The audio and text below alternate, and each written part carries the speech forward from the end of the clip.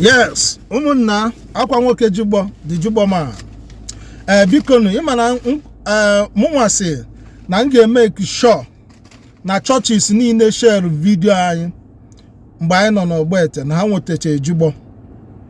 So first, ihe m ga na-ele ofu onye ọbụla anyị bunyere ya n'ime chọọchị gị, ihe ọ ga na-ele gị bụ 200.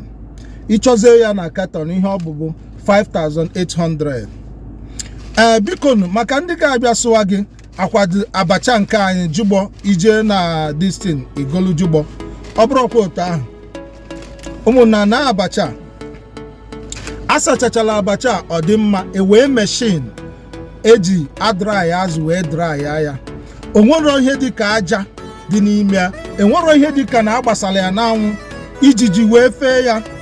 Abacha dị well sterilized.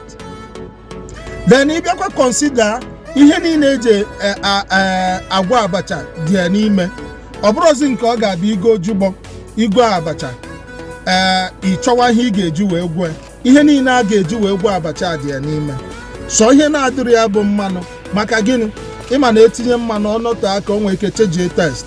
So ọ ka mmanụ isi na be gị weta mmanụ dị mma wee were aka gị wee gwọọ ya ka ị wee nweta ezigbo test of this Jigbo. So biko ọ bụrụkwa ọ dị iche, ọ bụrụ the same thing ị na-afụ na street bụ ihe a icheke ya ihe niile anyị ji wee mee welu nye gị 200. Ọ bụrụ na ofu ezuru gị bụlụ Igbo a, ọ bụkwa na ofu ezuru goro Igbo nwere ife na-eme support anyị maka na nke a bụkwanụ nke anyị.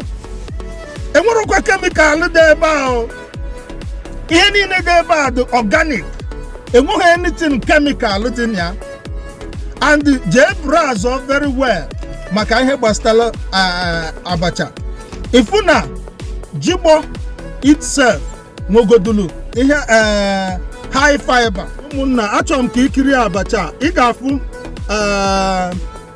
FDA, ihe ọbụbụ US Food Drug Administration. Ihe o mean bụ na ndị ọcha bụ ndị American mere approve Jigbo a. So Jigbo a ga-abanwu any country apart from nke ndị NAFDAC nyere anyị. NAFDAC by ha nyegodula anyị 3 years. So iji wee gwa gị na here abụrụ the same abacha, ọ bụrụ the same abacha before ndị US wee nye anyị such approval, ha bịago chekicha, ha bịara na factory chekicha afụ na ọ dị oke.